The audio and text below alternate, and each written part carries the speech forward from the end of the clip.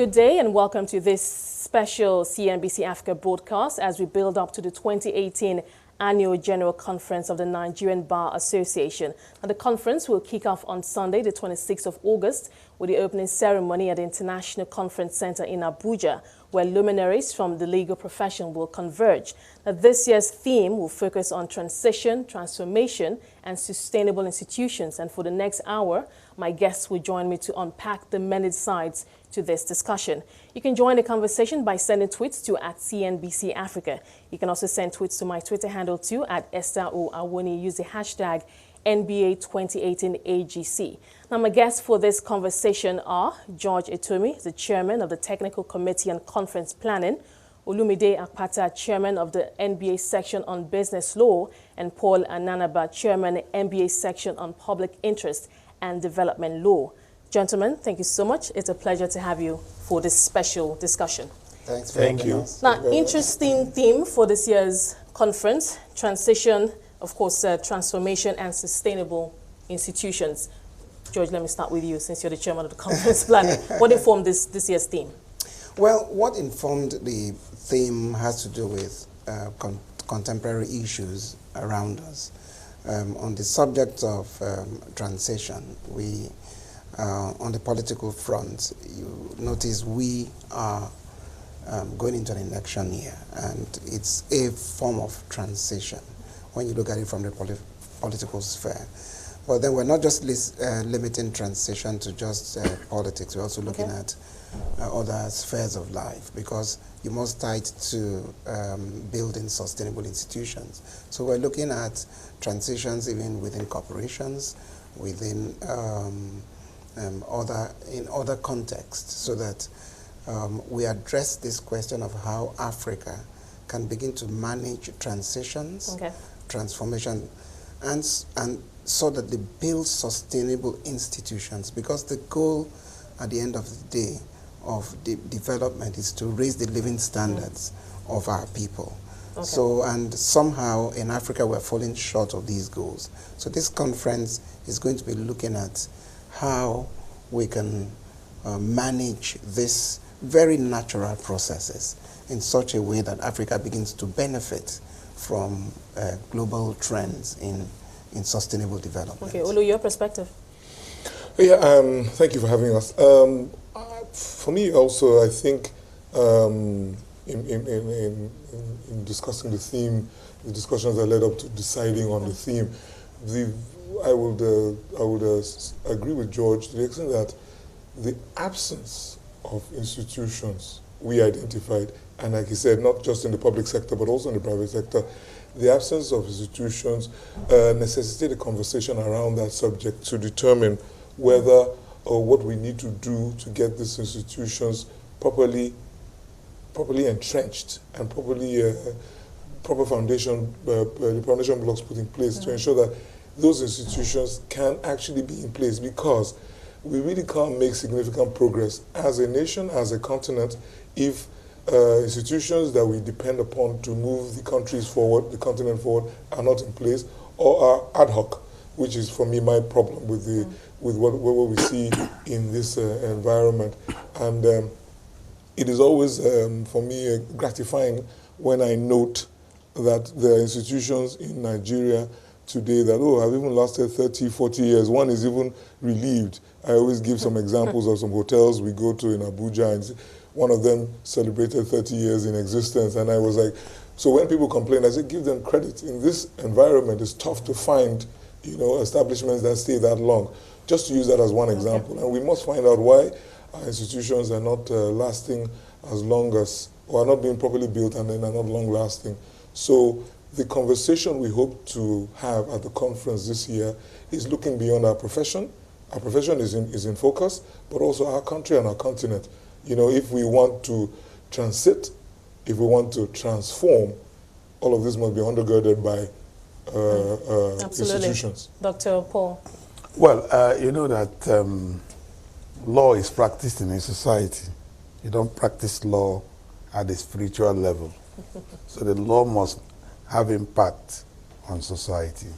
And when you have a gathering of lawyers, most likely the largest gathering of lawyers in the continent, and we shy away from vital issues like transition and transformation and institutions in the continent, including our country, then we would have been missing the point. And that's why we've looked at it. It's important that we begin to talk about things that are important and that matter. The society across the continent looks at the body of lawyers to give direction in certain areas, and these are some of the areas. So this year, we want to look at these important issues. My friends have talked about the issue of sustainable institutions.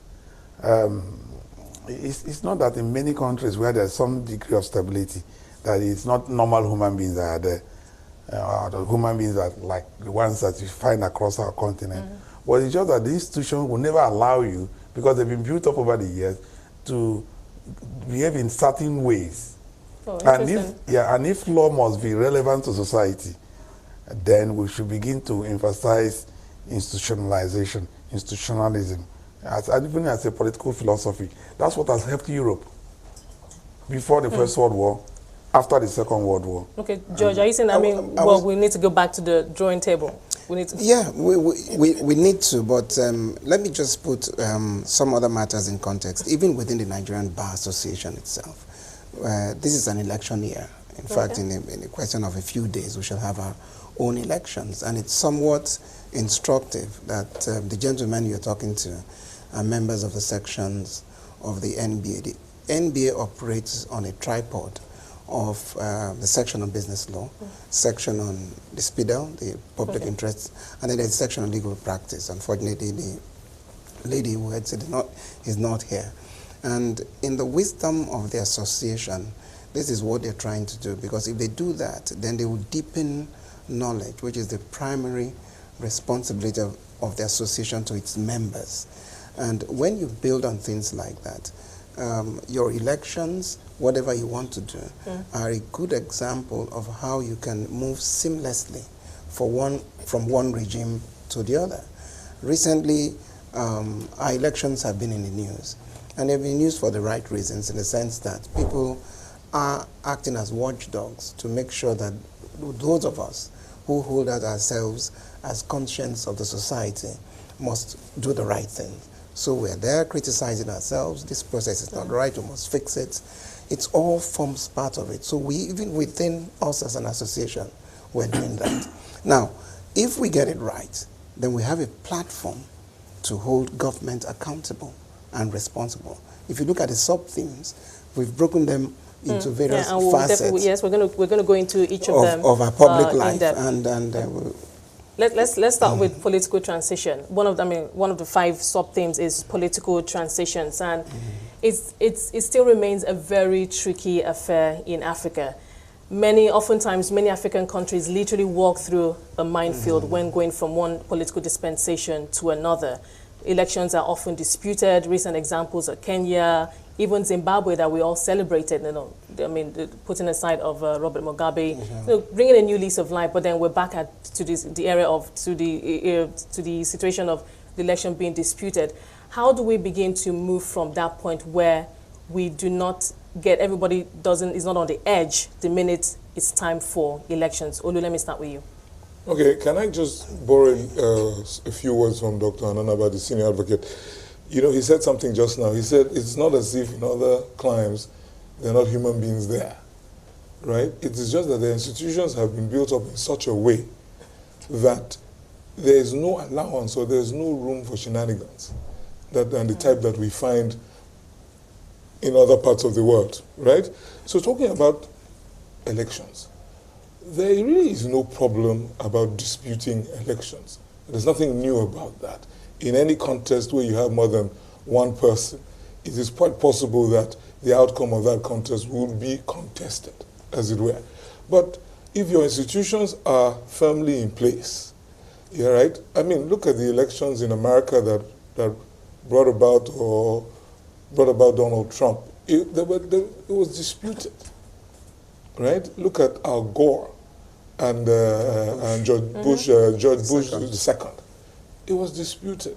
But the institutions that exist in that particular country will not allow for a breakdown of law and order and a total erosion of common sense, as you find in these parts. So, what are the institutions that are critical to the conduct of an election? The electoral body itself. Here we call it the Independent National Electoral Commission. And what continues to bug my mind is the fact that year in, year out, that body continues to have issues with conducting elections, even it's as simple as logistic issues. So that would take us to the issue, capacity. Yeah, capacity Comes into I must give some credit to the INEC that we have today, because the issues that came to the fore at the last election in Ekiti had more to do with vote buying than actually the ability of INEC to conduct an election, which is not to say they totally ticked all the boxes, but they did much better. So we have a problem with INEC. Then the next institution that is critical to an election is the judiciary and the practitioners in that space. Okay. So if we can fix both, we will have elections, we'll have disputes, and they'll be resolved. Do you think that, Dr. Paul, let me come to you, do you think that, because obviously knowing that there is a credible judiciary system where if I'm the opposition, for instance, and I dispute elections, I have confidence that when I go to the law courts, I will get redress and my matter will be taken seriously. But what we see, and we've seen examples of where, even here in Nigeria, where, elections were overturned, a sitting governor was asked to leave, and, the opposition came in and sat in. But within Nigeria, outside of our country, we don't see, there's this perceived lack of confidence in the legal system, where the opposition does not believe that if he heads to the court, he will get justice, or perhaps it could be protracted, and before he gets justice, the person in power has already lived out the term. So what are your thoughts on that? My thoughts are quite wide. I wish I could have all the time to talk about it. Let me start from our jurisprudence, even the jurisprudence of law in Africa. We were colonized, and we continued with those things we borrowed. We have not placed emphasis on developing our own sustainable practices. So when you get people discuss, you say, oh, in America, the Americans did not copy the English system completely. You look at our constitution is neither parliamentary, nor is it presidential as such, nor is it federal. And that's why you see all the problems. So what am I trying to say? When you look at a typical election in Nigeria or in the rest of the African countries, it is very difficult to get a situation where you can, within the law, prove your petitions. So the psychology of the law seems to say that win and sustain your winning in the courts. How do you sustain the winning in the courts? Election is being disputed, and one of the candidates is sworn in. He sits in government house, controls budget, can even appoint some judges.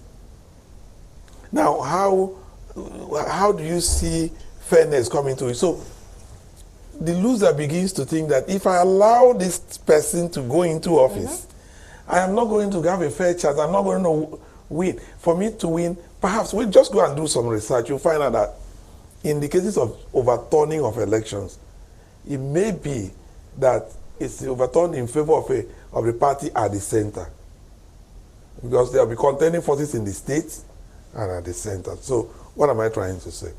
I'm trying to say that it is important we begin to talk about how to have sustainable governance, sustainable transition, and transformation in our system. I give you a clear example. If the system, the institutions in Nigeria, for example, and the whole of Africa, take the AU, for example, had not outlawed coup d'etat, you would have found that there would have been several coups by now. But because the institution will not allow it, where it's been tried, it didn't last. So it won't happen. So if we evolve more sustainable systems, then you are likely to see that both in Nigeria and across Africa, people will begin to understand that elections can be won or lost. And even the judiciary will realize that they hold the lives of many people, and that one single judicial decision can lead to the death of several people and destruction. And so they will interpret the law in such a manner that it will be purposive.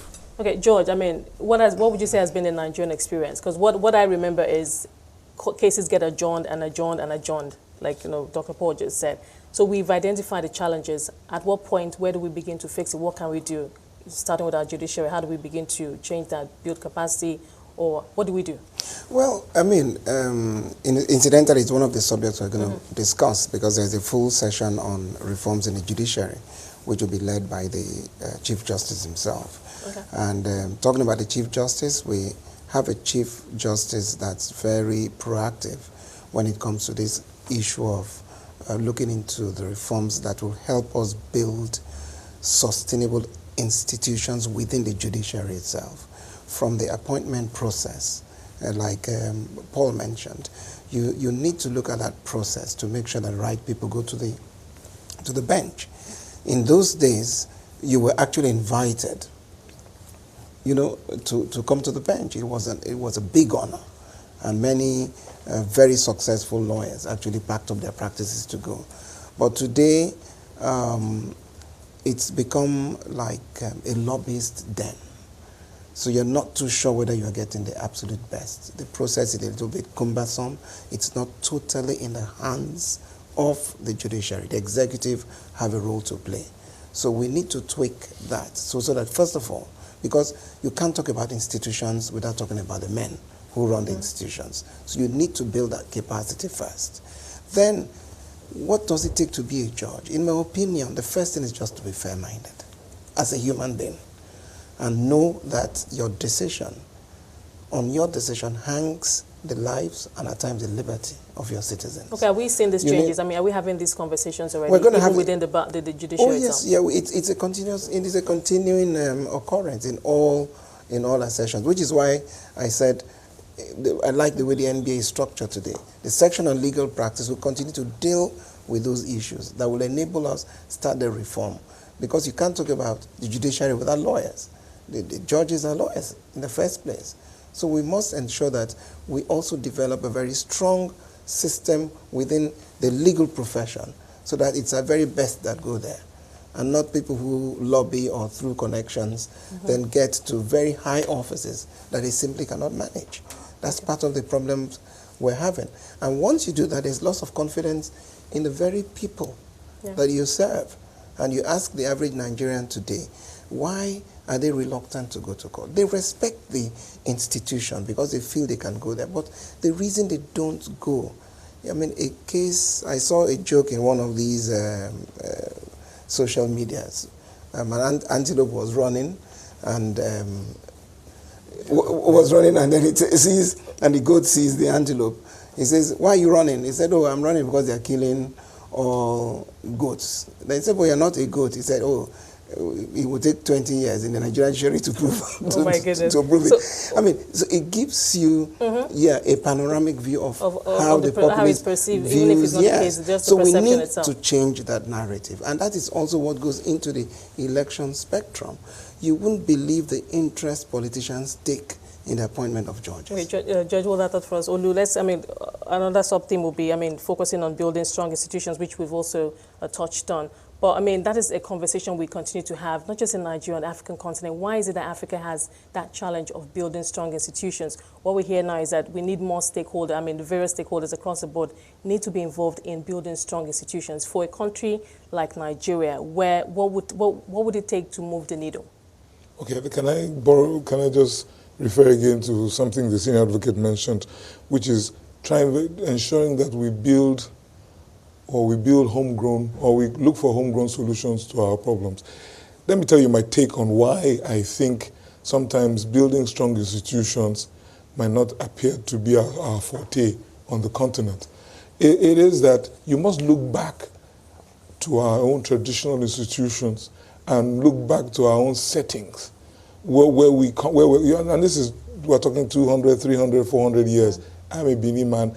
We've had the monarchy in Benin for over 1,000 years.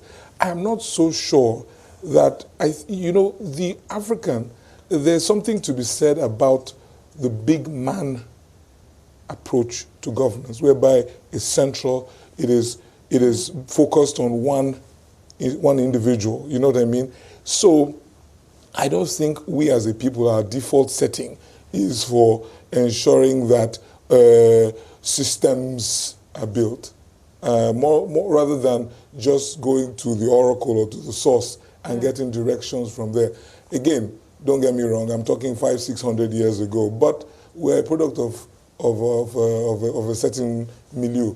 So to build this, and I want to move away from, I want to agitate this conversation a little bit, which is to say, first thing I want to say is to build institutions, there's a place for sanctions, right? There's a place for everybody knowing that if this is what the law says, or this is what is prescribed, and if I go against it, I will be punished or sanctioned.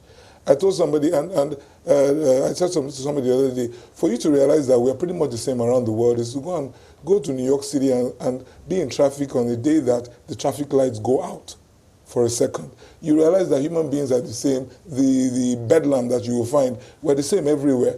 But the traffic lights hardly ever go out. And the ticket, you get your tickets for running the lights or for doing something wrong or whatever. But if we don't have sanctions, and a healthy respect for sanctions, institutions will not be built. Another thing that I always talk about, another issue I always bring to the fore when we have these conversations on the ills that bedevil our society, is the fact that I ask the question rhetorically, do we have a nation? Do we have a country where people believe that they belong to? You know, so when people come and talk about corruption, lack of security, this, that, and the other, and I say they are symptoms of a much bigger disease, which is the fact that people are yet to identify with the fact that we belong to one, we're invested in this process. So which is the reorientation business we're talking about. And you find that if you do that, in 73, the Youth Service Corps was set up. The Unity Colleges were set up, modeled after King's and Queen's College in 66, to bring about national integration, because people realized at that time that you don't bring about a nation by legislative fiat. It's the process you grow. But those institutions are dying now. And so you don't have people who don't believe. People think more in terms of my family, my village, before country. Dr. Paul, let's switch gears. We're still within talking about the rule of law, which is also one of the topics that will be discussed at the conference. Now, rule of law and security. Talking about the role of security agencies and the rule of law. I'll use recent events, as you all know, familiar with the blockade that we saw recently at the National Assembly by the DSS officials and the ensuing sack of the former head of DG of the DSS. Now, what is your interpretation of those events and how security agencies we're seeing now being politicized or being used by one faction of the political party or even the executive itself? Yeah, like I said, these are issues that we thoroughly discussed by experts at the conference.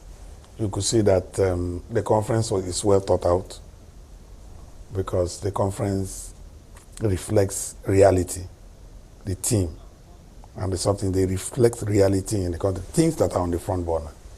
And that's why we expect that already over 7,000 lawyers have registered already.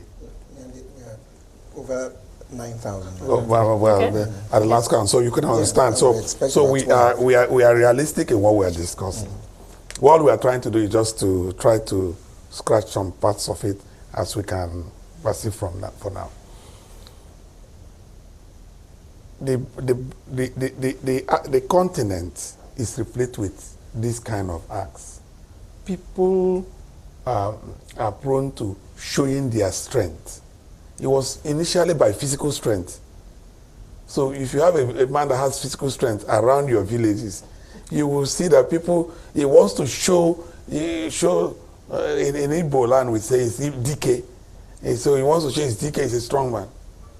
So that's the beginning of it. So people get into the police. You see a soldier, even without it, once he wears the uniform, he will drive on a one-way. He would go against the law. Now, security agencies begin to build impunity over that. as if they are not citizens that are equal also. Isn't that a reflection of how they perceive or how they view, rule of law and the ability to the fact that perhaps they will not be sanctioned? So you get to a security agency, you say, you talk about rule of law, you say, what is rule of law? What is that? So, and our situation became worsened with military rule right across the continent. So where leadership is by fiat. And that, many people have not been exercised from that. So that lack of exorcism is the problem. So you could go and some years back, I don't know, it's rare now, a landlord will go and demolish a building and say nothing will happen. You wouldn't see that in advanced countries, in southern countries. So what we are talking about, so when you see that the DSS went and blocked the National Assembly, they probably do not understand that because you are DSS doesn't mean that you are above the law. You must work within. No, but I go back to that question. I think that's also a reflection of how they perceive. Exactly. I'm talking about the perception. I say the perception starts even from home. When you are stoutly built up, you have a big build up. You begin to think that you won't know that as big as you are, you can also be arrested and put in the cell or in the prison. Okay, but in this instance, because I know that there was a statement from the Nigerian Bar Association, obviously condemning the act and also vowing to take certain actions. Now, I want to talk about that. So when you see what is going on, then we need to take some action. That's why we're discussing it. And you will see that at some point in this country, we began to get it right a bit. I can mention where we had war against indiscipline. If you remember that, Nigeria began to know that, you have to stay in a queue, you cannot urinate on the street, and all that. Those are the things we need to begin to discover and build up. And the queue culture is still with us, incidentally. A bit, not so much. Now, so what am I trying to say? What I'm trying to say is that like the Nigerian Bar Association, professional organizations and all that, we need to begin to emphasize bringing back proper living culture, rule of law, and all that. So security agencies, no, you can't do this. They need to hear it from some of us. They need to hear it properly. They need to hear the court say, like a naval officer, commander, or war commodore sometime beat up a lady. The matter went to court. The court slammed a serious judgment. Okay. So those are the ways we should be doing it. Okay, gentlemen, thank you so much for your time so far. We'll take a short break here and we'll come back and pick up from where we left off. I've been speaking to George Etomi, Chairman of the Technical Committee on Conference Planning, Olumide Akpata, Chairman of the NBA Section on Business Law, and Paul Ananaba, Chairman, NBA Section on Public Interest and Development Law. We'll take a short break and we'll be right back.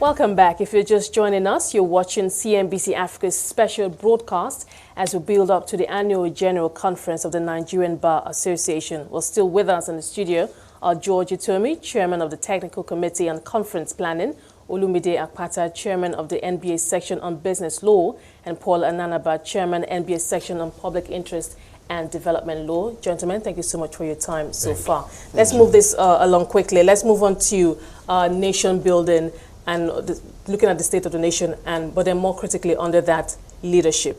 Now, we're still having conversations across the continent on the kind of leadership the African countries have, and this is also one of the topics that will be discussed at this year's conference. George, let me start with you. We talk a lot about visionary leadership, and we say the state of a country is largely dependent on the kind of the type of leadership that it has. How would you score Nigeria, or let's even say Africa, in terms of the kind of leadership we've had, and how, more importantly, it's evolved in the last decade? I'll summarize it in the same way Barack Obama did, which is Africa must move away from strong men to strong institutions, which means you are looking for leadership that can clearly send a message to the followership. Because in Africa, like Olu had mentioned, especially in societies where you had the strong man and all that, if you have a good, strong man, he can bring about law and order.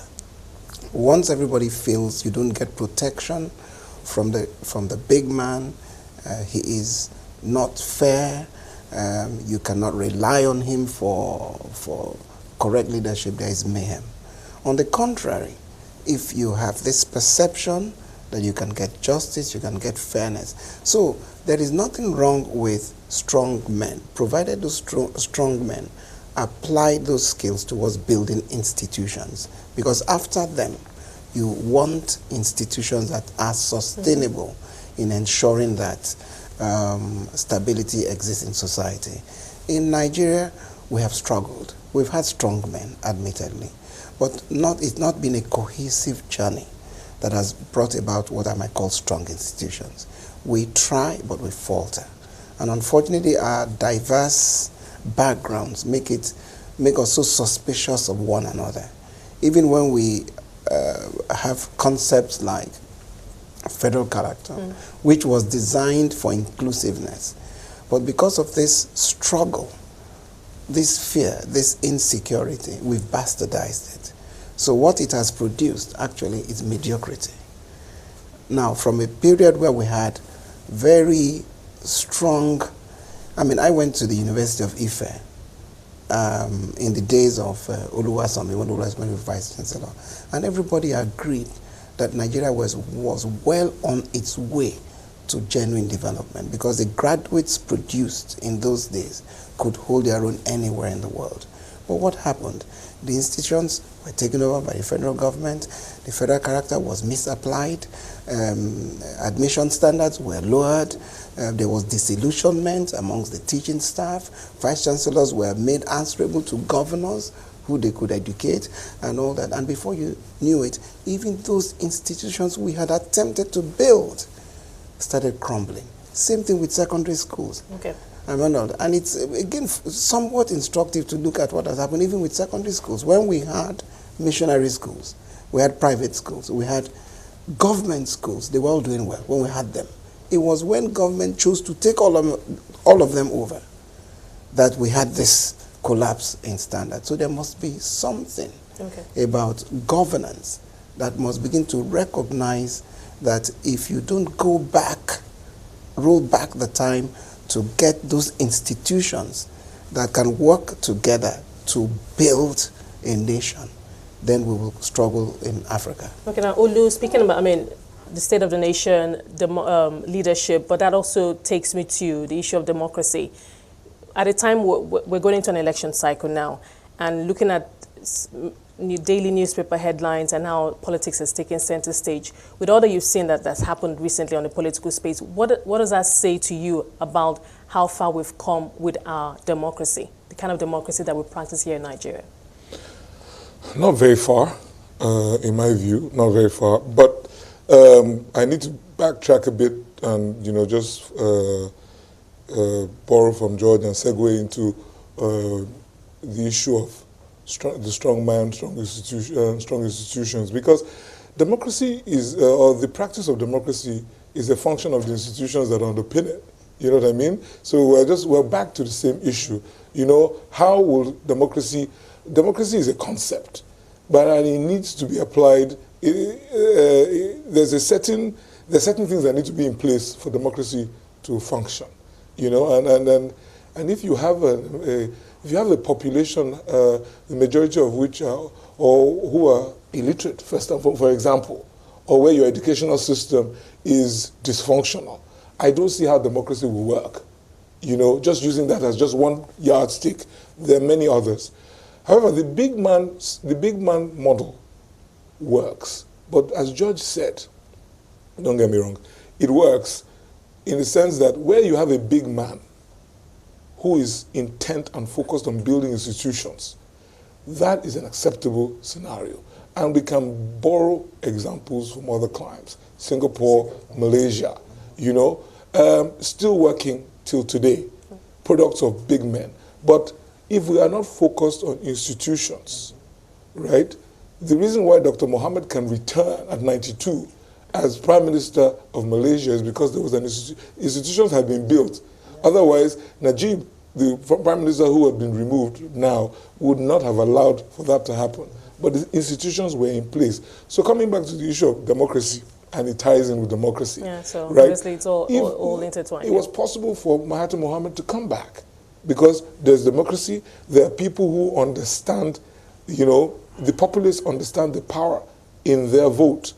You know, and when people say to me, oh, the populace are selling their votes, and I say to them, what do you expect? They haven't been told otherwise. Okay. And they haven't been made to believe otherwise. Olumide, hold that thought. Dr. Paul, Olumide just made a very good point. People understanding the importance of their votes. Now, and back to the issue of leadership, do you think that there is a new realization, especially on the part of the African youth, that their votes count and that if they do not like a leader, they have the power through their votes to demand better leadership? We've been having these conversations, but do you think that broad realization, do you think it's widespread? Well, the realization is not there. If you can find it, it is minimal. What the youths have been exposed to largely is 4-yearly business.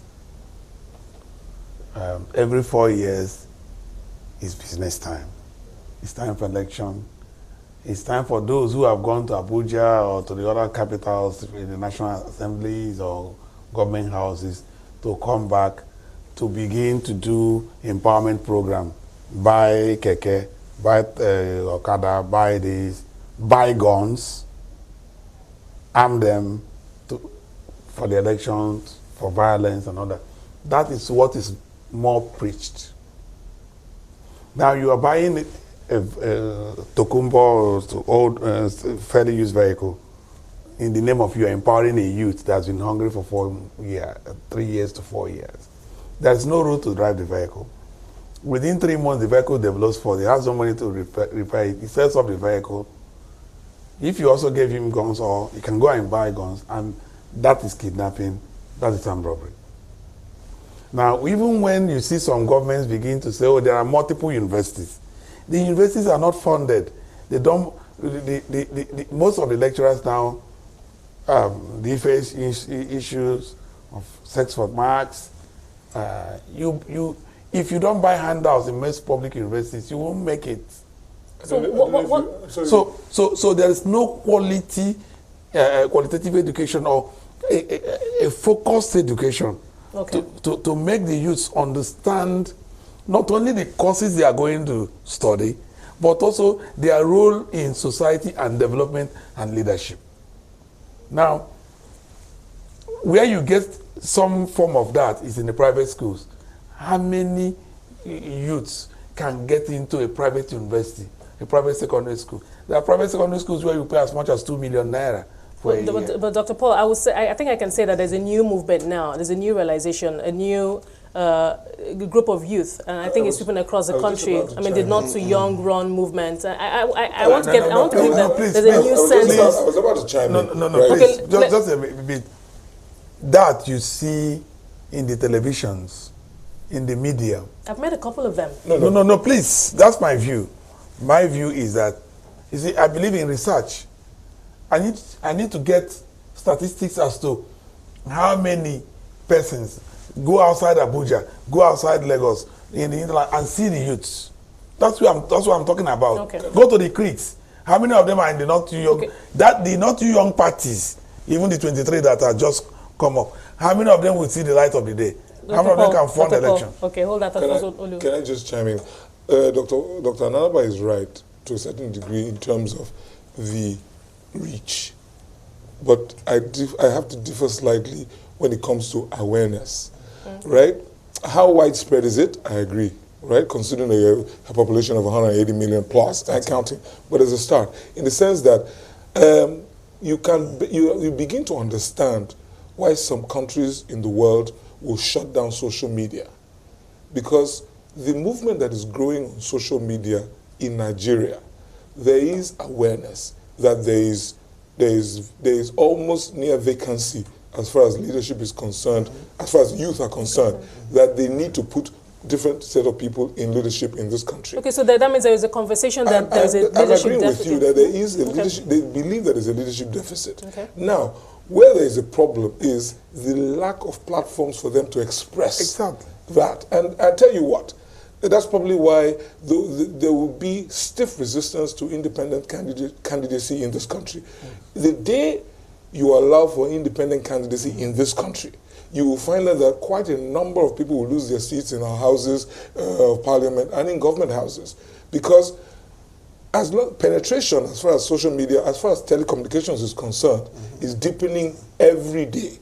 And as long as that individual has that gadget in their hands, as long as BBC is running Pidgin English service, I use that as an example. So in other words, there is now peculation as far as views of this nature are concerned, that people are able to access that information. They are going to go out there and it will manifest. Let me quickly add, George, now, back still on the issue of leadership, there have been conversations about how we need to step up on national orientation, get people to begin to think differently, get our leaders to realize that, look, leadership is all about serving the people. And we have a national orientation agency. What are your thoughts in terms of how we've been able to gain traction in terms of making, how do I put it, giving our youth that new mindset about what leadership is and what they should expect? First of all, the National Orientation Agency has not lived up to its billing. But if you look at the courses, they are poorly funded. There's no priority on the part of leadership to make their message reach the way it should go. Now, what I want to focus on is that elections, democracy, they are not ends in themselves. Democracy is supposed to guarantee a peaceful transition of power. And it is only in an atmosphere of peace that you get the stability to make an economic work. We must know what this is all about. Right now, the way it's done, it's as if electioneering is the end in itself. And that's why Paul was saying that it's like a 4-year cycle. Because no sooner do you end one election, you are preparing for the next one. So where are the dividends of this democracy? When do you build the roads? When do you build the schools? When do you build the things that can translate to meaningful change to raise the standard of living of the people?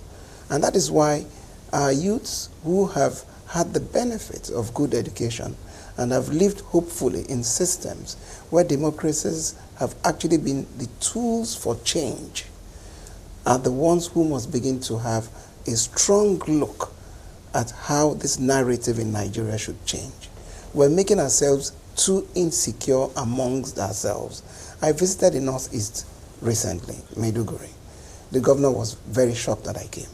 And I don't blame him, because he said the average elite in Nigeria, you hear the Northeast, you don't want to go there. And it was very instructive going there. And I listened to what he had to say. There's a lot going on there. And I couldn't help but tell myself that we really truly need to understand ourselves better in this country.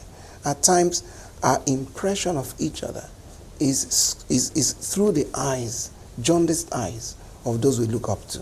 So perhaps we should do a bit more movement. And this nation... And I think this is what, this is part of what has thrown up the issue of, restructuring. That's where I wanted to cut in. You see, we will be missing the point if we want to rely on skewed social media and government-based information. Take a few days and just watch NTA. You will lose the little you knew, because you'll be fed with a skewed propaganda. So what I was talking about is, if the National Orientation Agency were at work, remember the days of MAMSA and why? We were on the way to getting it right. We were on the way to getting it right. And that is how For example, we were talking about the big man and the big institution. Europe had that crisis. Yeah. A political philosopher called Harry Eckstein spent his time writing on this. I don't agree with Barack Obama entirely. It's just a part statement that I think he just made. You need a strong institution. You need a strong man.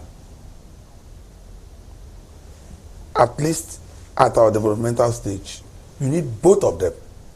The problem we've had is that we have hardly had a strong man and a strong institution. But sometimes we have strong men who do not want to be subject to the rule of law. That is that strong man does not believe in a strong institution. You need, so as we are going towards 2019, we should be looking at which scenario will give us a strong man and a strong institution in terms of at least building one. We must have, you were talking about restructuring. There's no how this country will make progress without some form of restructuring. Because if we keep doing the 4-year thing I just talked about, round and round and round, we will just be going round. It's just not only Nigeria, round the continent. You go to this country, you would think the country is stabilized, it goes back again. Look at Cameroon.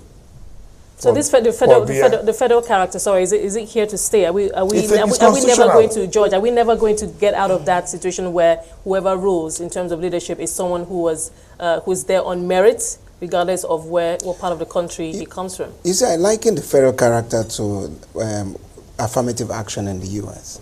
They should ideally be interventions to deal with a particular mischief. Now, at one stage where we were afraid of domination by one group over another, then you put safeguards to allow for inclusiveness. That was the design of the federal character. But like we've seen in Nigeria and the rest of Africa, it now becomes the end in itself. You enshrine it in a constitution, and then you add that one up into how the quota thing is worked and all that. And everybody begins to, it becomes a sharing game as opposed to building. And that's the real problem. Trust me, the day you say all the indices for which we use in sharing, the day you say they should be used for taxing, we will know our true population. Because all our population is all bogus figures. That's why we can't even plan. Because population is one of the biggest index for sharing. Mm-hmm. So we're not even truthful about it. How do you develop if you don't have the right statistics to work with? Then education. Olu mentioned it. I mean, if you are talking about your systems to allow for inclusiveness, how do you then pull back those who know, just so you want those who don't know? What do? You actually bring down the average. And then what you get? You get people who are half-baked, and they man your ministries, your departments, your agencies. They can't give what they don't have. So we must begin to see how we can manage inclusiveness without losing quality, and it is possible. Now we cannot talk about politics, leadership, democracy without talking about the economy. Now, Olu, let me start with you. This administration hinged its economic recovery on the Economic Recovery and Growth Plan 3 years, almost 4 years after. We are at the point where we are now taking stock, looking at how much we spend, looking at the infrastructure development, and how better off the average Nigerian is now compared to 3.5 years or so after. What are your thoughts? What is your assessment in terms of how we've come with the economy? I think, and I've been asked this question in the days leading up to when we were talking about the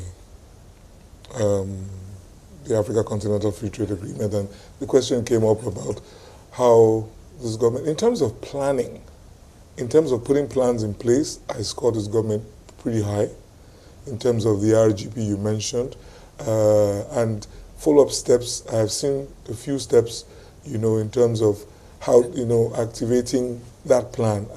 In all honesty, I think that planning is key. Planning is critical. In terms of actualizing the plans, 36 months is a pretty short time, right?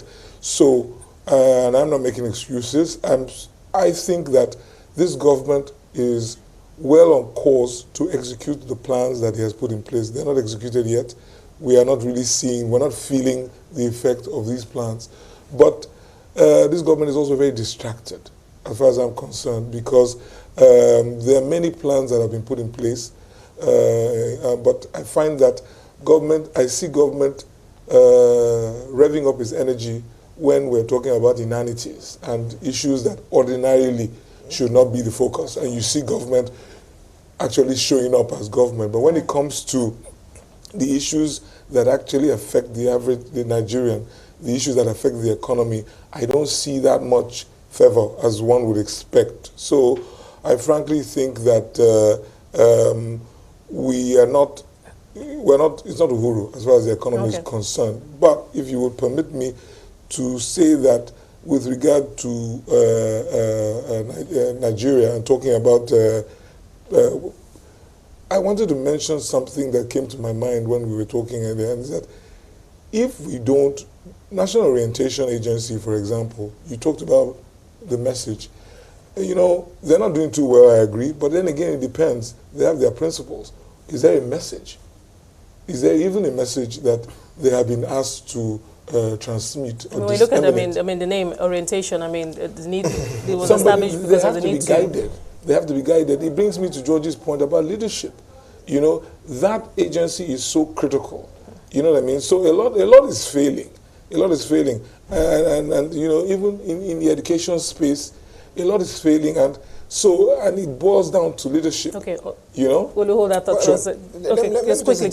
We actually have 4 minutes left. Yeah, because you have to look at the potential in our youths. Because no matter what you say, there is some energy going on amongst them. If you look at our entertainment industry, if you look at the information and technology industry, it's dominated by the youths. These guys are not talking Hausa, Igbo, Yoruba. They're Nigerians. Their music, actually, they are probably doing more to unite this country. Okay, you have hope that this generation will be the generation that will not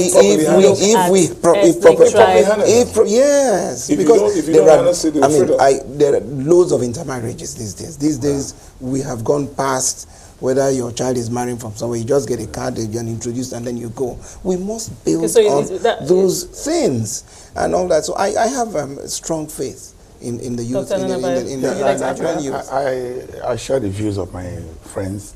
I only want to say that, we are good at putting policies and papers and laws. We are one of the best in the whole world. But what happens about enforcement, implementation? In an economy where budgets are not... I was just going, that was the question I wanted to ask you. Budget, the issue of, the issue of budget as a tool of economic development, but we've seen it become a tool of contention between the National Assembly and the executive. The parliamentarian is not approaching budget from a patriotic point. So for sharing. For sharing. Well, to build. Constituency projects that you get to see vehicles written bought with state government's money, written in the name of the governor and all that. So things are personalized and politicized. That's what is affecting the economy. I agree with George. Our youths have what it takes if they are properly. They are the ones making the headway here and there. Yeah. Look at the Ananaba girls, what they did in the U.S. a few days ago, and everybody is happy. But that's not where it ends. I come from Aba. We've started having Aba made all the while. Check Aba made shoes now. Check Aba made dresses now. They are fairly competing at global standards. They just need some degree of support from government, some regulatory framework, some technology. Even with the elections and all that, why should we spend over 200 billion on one single election? If we can deploy technology well ahead of time, have our national identity cards, you can vote from anywhere. MBA is showing that today. Yeah, the technological disruption. If the MBA election, as we expect it will go well, goes well the way it's going to go, and Nigerians, lawyers from all over the country vote from different places, why won't INEC guarantee an election that will not cost us all these hundreds of... And then if we deploy technology properly, nobody is going to going to snatch ballot box. There'll be no violence. You won't see me where I voted. Everybody, you can authenticate whether there was voting and what figures, and very quickly we get it. We have less than 2 minutes left. Closing thoughts now. For this conference, what do you want delegates to go away with in terms of key outcomes, George? The contents are phenomenal. We've actually focused on, I mean, the menu is rich. I mean, it's starting from, the president of Ghana is coming to give the keynote speech, and we all know he's a fiery speaker. Ghana is a stable country. It's a good example, a country we're all proud of. And he shares very strong sentiments about Nigeria. So from that, we're going to have our own president too in a conversation. The vice president will be there. So will the former head of state who will be talking on transition, Abubakar, the General Abubakar, and all that. And then we have industry captains who are coming in. Aliko Dangote, Jimovia, and all that. So the content will be rich. And then we've not forgotten about the young ones. George, we have exactly 30 seconds. Let me give you 15 seconds of that 30 seconds. Closing comments. I just hope that we will be able to agree when we leave there, as government, as the people, as lawyers, that we have to focus on institution building. It's key for us as a nation to go forward. Dr. Ananaba, 10 seconds. From the SPDEX section, we want to begin to tell Nigerians that the NBA is up on its feet again to talk about public interest litigation, and development law. I've been speaking today to George Etomi, Chairman of the Technical Committee on Conference Planning, Olumide Akpata, Chairman of the NBA Section on Business Law, and Paul Ananaba, Chairman, NBA Section on Development Law and Public Interest. Gentlemen, it's been an absolute pleasure having you on this special conversation. That's our coverage to the build-up of the 2018 Annual General Conference of the Nigerian Bar Association. We'll see you in Abuja from the 26th to the 30th of August at the International Conference Center. From myself and the rest of the team, it's bye for now.